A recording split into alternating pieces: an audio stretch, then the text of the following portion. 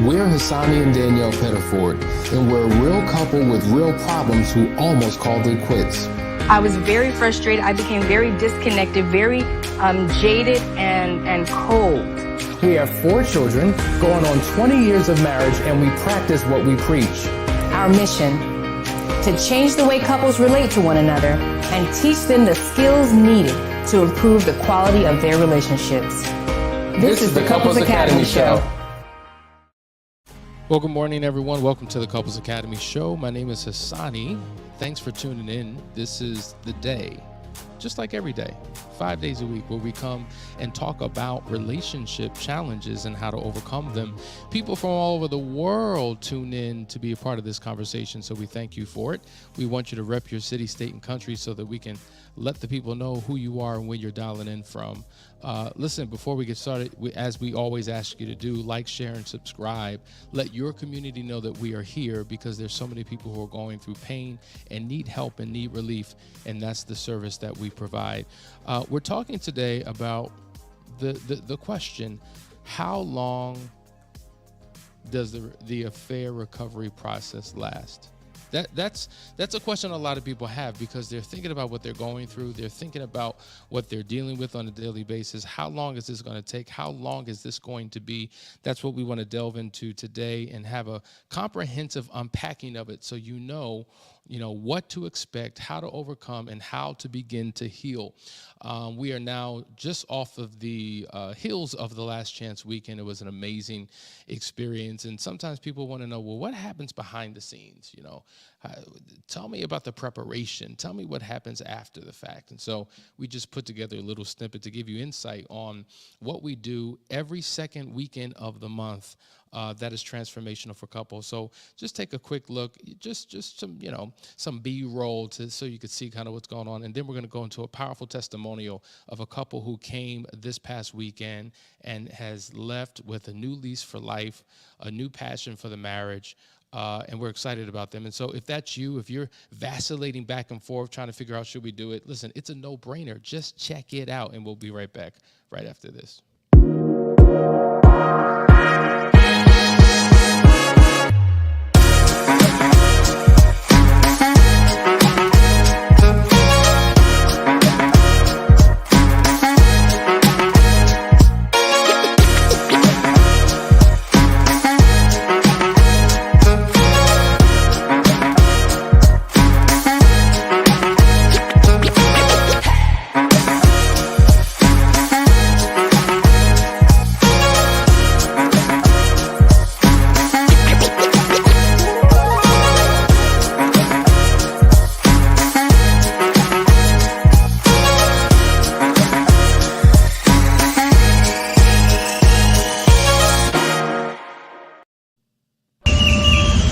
My name is Shanice Rollison. I'm from Virginia. My husband and I have been together for 12 years, married for 8. We came to Last Chance weekend because we were on the brink of divorce, literally about to file. I was excited the first day coming down here and hopeful, but during the process, I decided that I was leaving the next day. I didn't want to do it. I didn't want to be involved. I couldn't take it anymore. But I came back anyway, trusted the process like everybody said, and we went on a field trip. The field trip gave me a new perspective that let me listen to my husband and believe him instead of believing myself. The rest of the day gave us insight that we haven't been able to get for 12 years. 12 years of misunderstandings, arguments, feeling like the other one was doing things on purpose.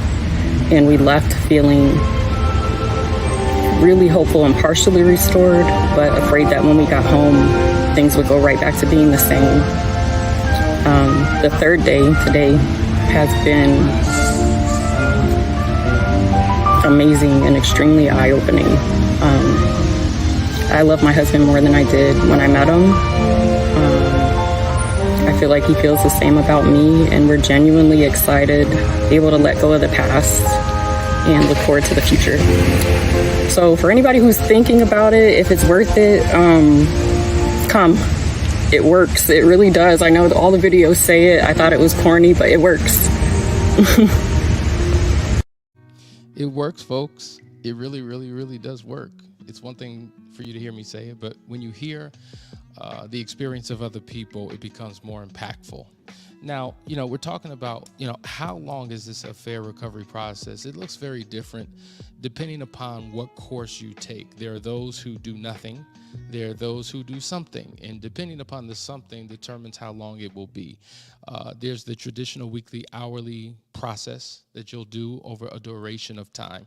And so the impact of your recovery process is different than if you do an intensive experience in 3 days, which is equivalent to 8 months. But let's just go with the traditional.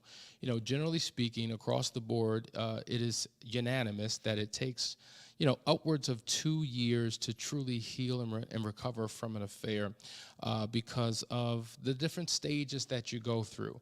And the reality is every couple will experience each stage completely different.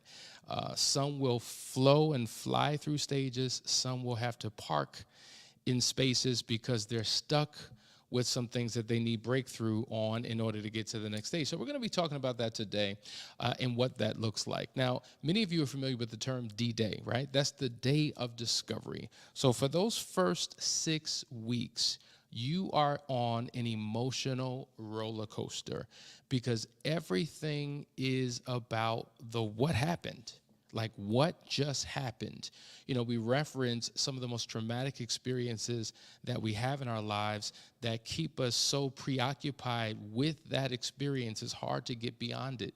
As a nation here in the United States, we have suffered 9/11. Can you remember back at that time? I remember where I was, what I was doing at the time of the first attack, right? So when that first plane hit the building, the second plane hit the building, the other one that was, shot down, that was on the way to the Pentagon, we all pretty much knew where we were. And for the first few weeks to few months, some would say several months, we were so preoccupied with what occurred. Every news station, every radio show, every article, every blog, every forum, every conversation, every church service. There was this preoccupation with what just happened, and it was hard to move beyond it because many people just did not understand what happened, why it could happen, why would anybody want to do this to us. There were all these opinions, all these questions. Everybody wanted to weigh in, but in essence, the nation was fixated on a traumatic event. And oftentimes when you're having your 9/11 experience in your life and in your relationship, it begins to consume you.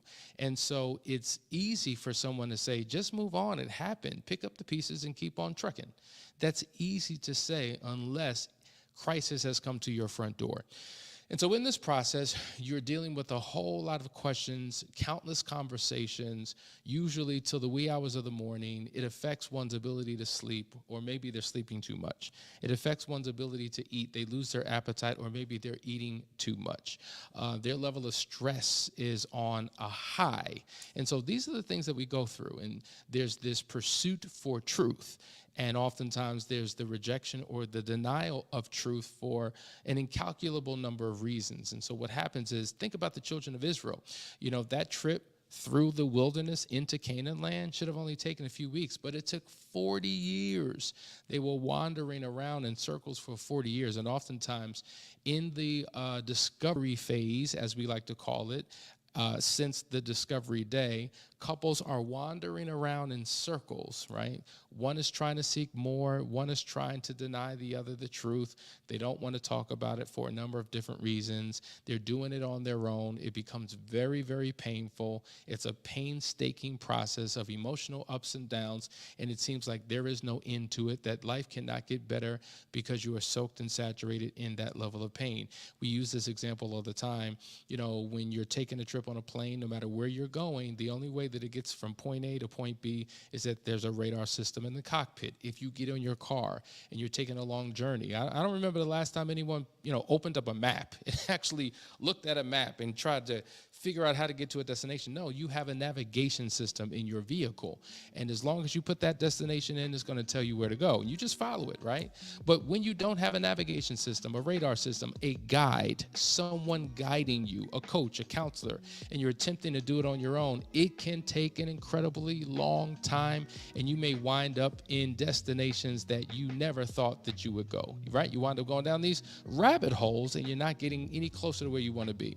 So that's the stage that people find themselves in. We're going to talk about these other stages on the other side of this break. Stay tuned. You're watching the Couples Academy Show. Be right back. If you're a man and you have a pulse, then you need to join this program. You're a husband, you're a father, you're a leader. You have the weight of the world on your shoulders. You have to be everything for everyone, but do you know who and how to be for you? You're still in search of your own significance. You're in internal battle with your own vices. You're questioning, do I even know what it means to be a man? I know I'm supposed to be there for others, but what about me? The fact is, you need a model. You need a code to live by, a system of principles to govern your life. You need an internal compass to guide your every decision. You need the 4 securities to build your own kingdom. What you need is the Foundry. In short, a foundry is a facility where castings are produced by melting metal, pouring liquid metal into a mold, and then allowing it to solidify. Well, this is where we're testing the mettle of men. Foundry is a 12-week men's-only coaching program. It is a brotherhood that will take each man through a purification process of the heart, mind, and soul. We here at Couples Academy promise you that if you give us 12 weeks of your life, you will no longer recognize it. If you care about the improving of your life, your marriage, and your family, register today.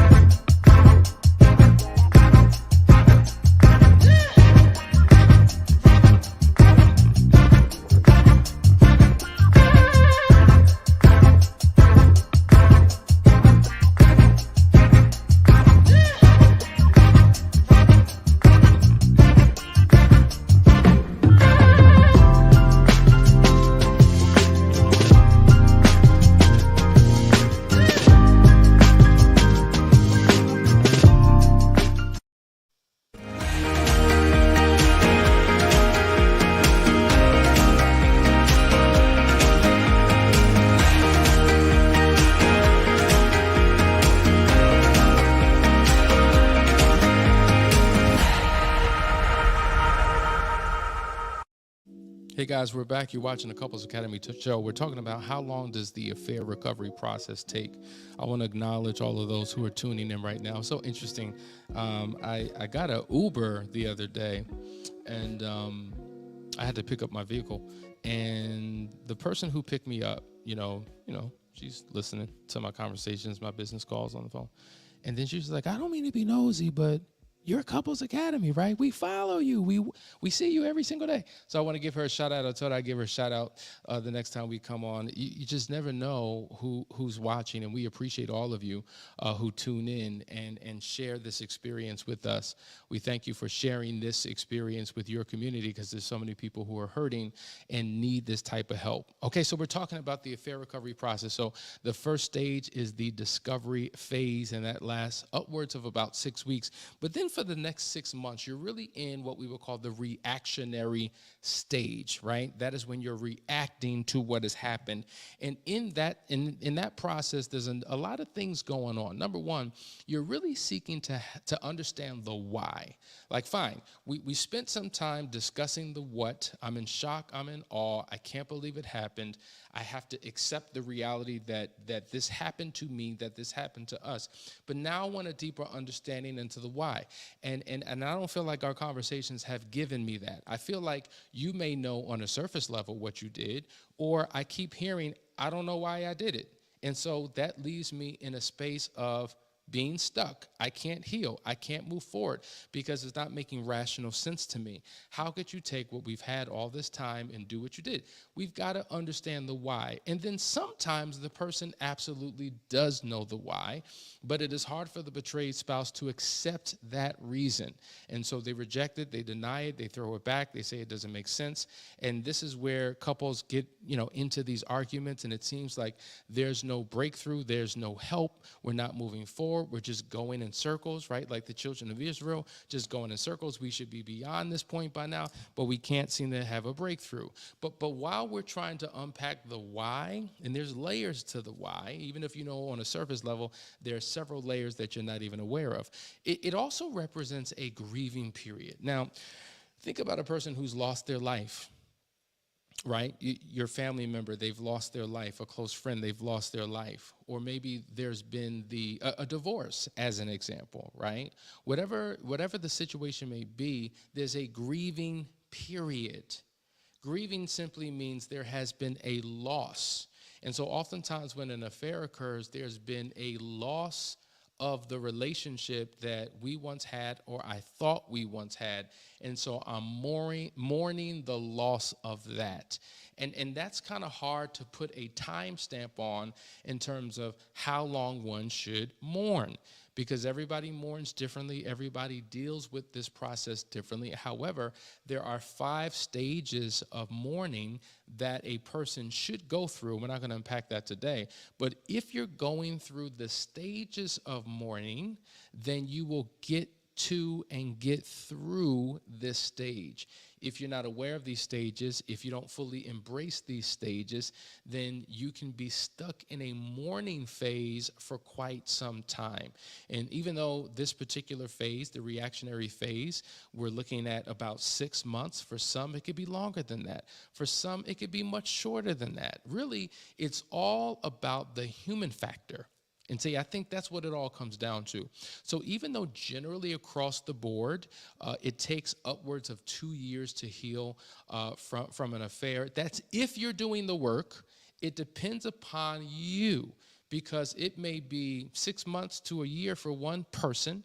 It may be 3, 4, 5 years for another person or couple. It may be a few weeks for the other. So it depends upon the process that you're going through, how you deal with it, how you fight through. Okay, so it's a grieving period. And also in this period, the spouse, the offender, the former offender, they're willing to do whatever it takes to help their spouse heal. Now, in this stage, the betrayed spouse is hurting.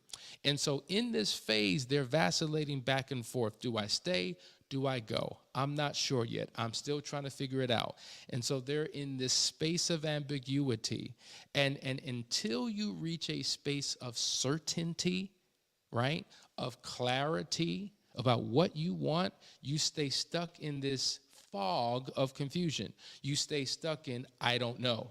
And so because of I don't know, this reactionary phase, which is around 6 months, could take even longer. And so there has to be a process that you go through by which clarity can come. Because once you have it, it's almost like when you have clarity, it's like putting a battery in your back, and it allows you to move forward. But if not, if there is no clarity, you begin to wander in circles like the children of Israel in the wilderness. Do you see that? But the former unfaithful partner, they're making a commitment to do whatever it takes. So one of the things that they often are engaged in creating are willingness statements, right? I'm willing to do these things to help you heal. So this is what I think I need to do to be a better version of myself. This is the process that I'm going to go through for my own healing and my own reconciliation within myself, getting back to me. But also, these are the things that I'm willing to do for you to help restore trust, because it is my job as the offender to help you heal. Now, I can't do the work for you. I can only play my role. There are certain things that I cannot do, only you can do. But what I can do, I have a willingness to do. a high willingness to show up and to step forward to provide you with what you need. Because truth be told, it's hard for me to know what I want to do while I'm still hurting and grieving. So my objective is to help the partner, to help the spouse heal. Because when you're unhealthy and when you're broken, you will make decisions based upon that brokenness. And they may not be the best decisions. But if I, as the unfaithful person, can help my spouse heal and get to a better place, to become whole, they will make decisions based upon being healthy and whole, right? And so oftentimes we're putting a demand on them to figure out what they want to do. Do you want this or do you not? Are you in it or are you not? And I think oftentimes we can be insensitive to what it is that they're going through. And now we base how we show up based upon how what decision they choose to make. But regardless of what their decision is, regardless of the stuck place that they're in, we have to be willing to do whatever, no matter what it takes, no matter how bleak it may look, no matter how desperate your situation may be, no matter how just dismal your reality is. You've got to be committed because they're watching you.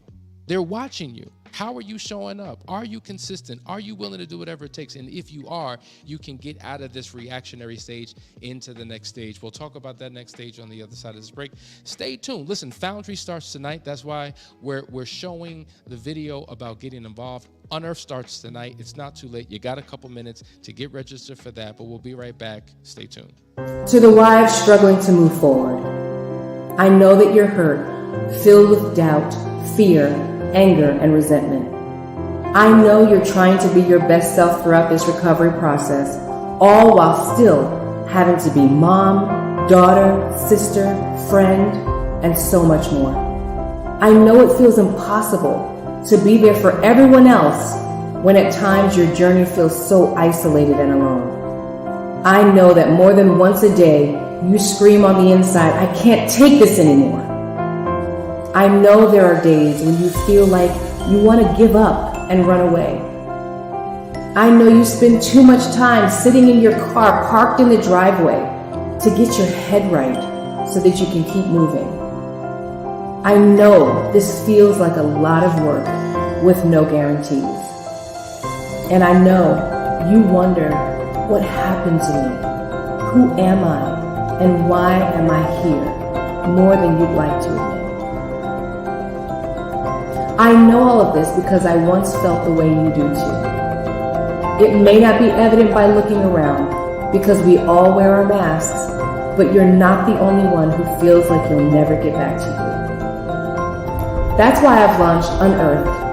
Unearthed is a 12-week group coaching program focused on discovering the woman within.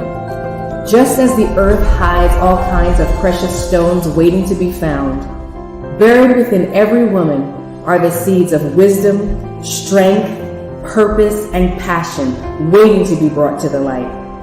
Unearthed will take you through a spiritual, emotional, and physical excavation process that will reveal to you who God designed you to be and guide you through a process to embrace and activate your true identity. When you complete this journey, you'll have a new focus aligned with your core values so that you can begin to feel your life again and discover that your gifts aren't buried, but planted and waiting to be unearthed. Register today.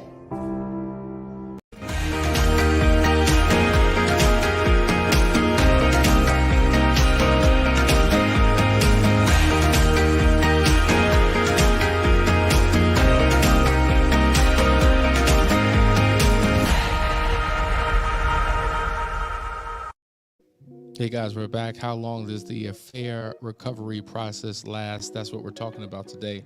I want to go to Jay, who has a very powerful statement. He says, it's been 5 months since the D-Day.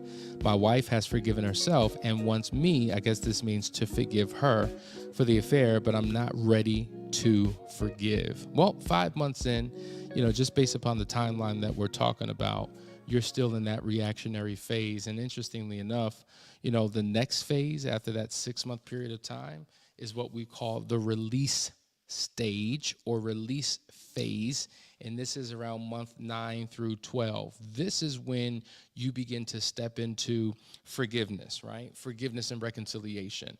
And so when we're talking about forgiveness, it goes in many ways, right? My willingness to forgive you, right? But if I'm on the other side of the offense, I have to be able to receive the forgiveness. Some people struggle to receive forgiveness from their spouse for the damage or harm that they've done to the relationship. Then some people struggle to forgive themselves, right? That's a struggle.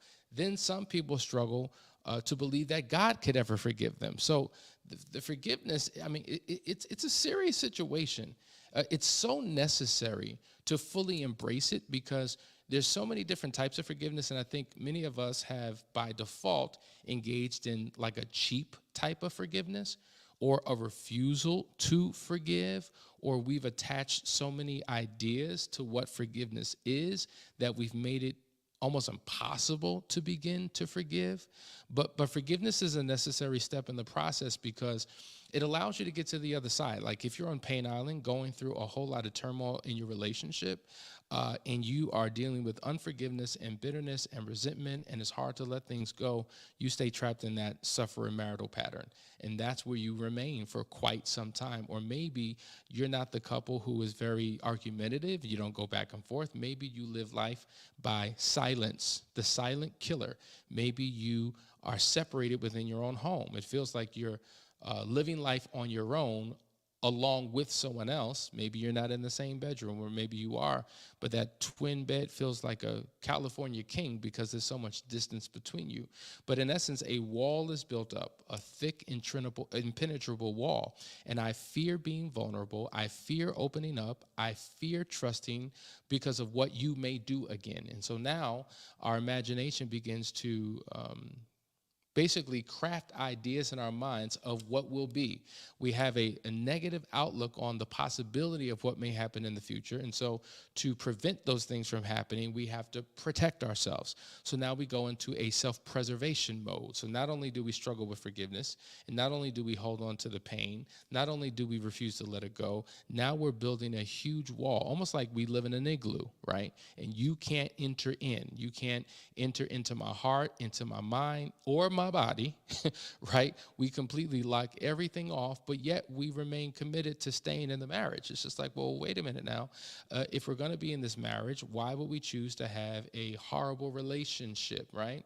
There's all types of relationships that we have even within the marriage, right? There's the horizontal relationship we have with our spouse, but there's the internal relationship we have with ourselves and the vertical one we have with God. And I'm telling you now that the struggle to forgive has a lot to do with not fully submitting oneself to a higher authority that can help you get through this. Because many of us are trying to rely on our intellect, on our emotions, just on our being to get us through this. And it's not until we tap into our spiritual source, it is not until we begin to obey the principles that God has governed for us to live by, that it becomes even possible to be able to genuinely forgive, right? And once again, I think that the thing that you struggle with the most, if forgiveness is your struggle, that's the thing that you've got to study the most. You got to become a master student on forgiveness so that you become a master of forgiveness in your life and in your relationship. Let's go to the next comment. Ralph says, the reason for that is that the betrayed has been lied to for so long that it takes time for trust to build again, since trust is lost in buckets and gained in drops. You've been watching, Ralph.